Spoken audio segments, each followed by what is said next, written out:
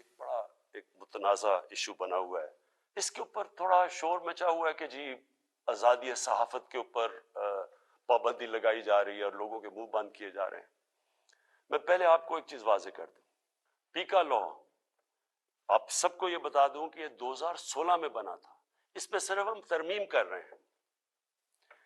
جو سربراہ ملک کا جس نے کرپشن نہیں کی، جو ملک کا سربراہ ملک کے قانون نہیں توڑتا، اس کو کبھی آزاد صحافت سے، میڈیا سے کوئی خطرہ نہیں ہے.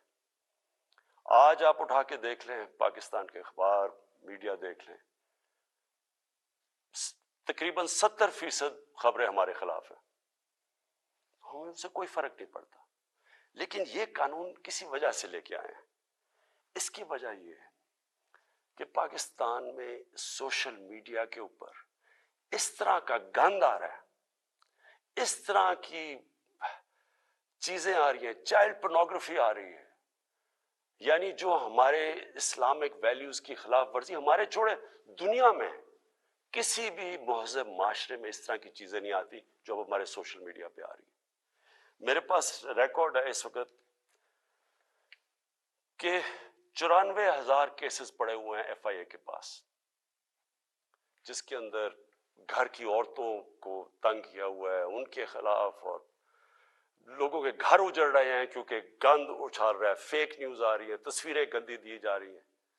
ابھی تک صرف 38 کیسز کا فیصلہ ہوا ہے 94,000 کیسز میں سے.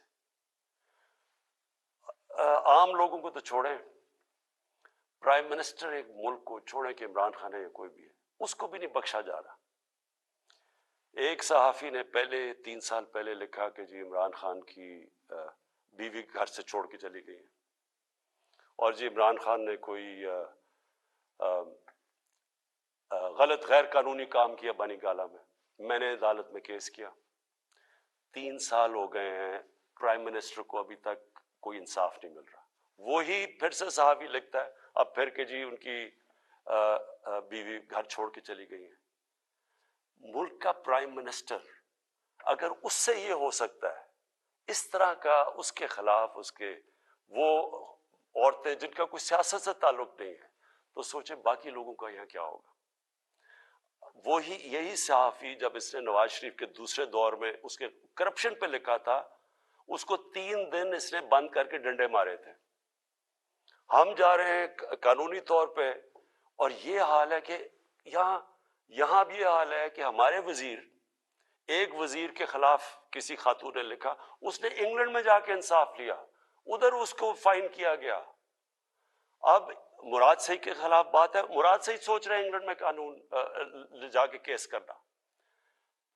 شوکت خانم کے اوپر ایک میڈیا ہاؤس جنگ گروپ، انہوں نے شوکت خانم کے اوپر لکھا کہ شوکت خانم کا جو پیسہ ہے وہ تحریک انصاف کو جا رہا ہے. اتنی بھی زحمت نہیں کی کہ کم از کم شوکت خانم سے پوچھ تو لیتے، ان کا ورژن تو لے لیتے کہ کیسے چیک جو شوکت خانم ہے وہ تحریک انصاف کے اوپر جا رہا ہے. اب شوکت خانم پہلے ہی ایک نون لیگ نے حنیف عباسی نے شوکت خانم کے اوپر اسی طرح کہا تھا کہ پیسہ چوری ہو رہا ہے. وہ کیس 10 سال ہو گئے ہیں، وہ لوور کورٹ سے جیت چکی ہے شوکت خانم. 10 سال کے بعد بھی انصاف نہیں. تو اب شوکت خانم انگلینڈ میں جدھر رجسٹرڈ چیریٹی ہے اور امریکہ میں ادھر کیس کرنے جا رہی ہے اسی جنگ گروپ کے اوپر. تو کہنے کا میرا مقصد یہ ہے کہ یہ تو دنیا میں کہیں بھی نہیں ہوتا. آزادی صحافت کے نام پہ یا مافیاز بیٹھ کے بلیک میل کر رہے ہیں، ان کے ایجنڈے کچھ اور ہیں، یا ایسے صحافی بیٹھے ہیں جو پیسے لے کے یہ ساری گند اچھال رہے ہیں، بلیک میل کر رہے ہیں گورنمنٹ کے اوپر. میں نے آپ کو کہا کہ ساری زندگی میں نے تنقید دیکھی ہے. میں کرکٹ کیپٹن سے مجھے تنقید ہوتی تھی.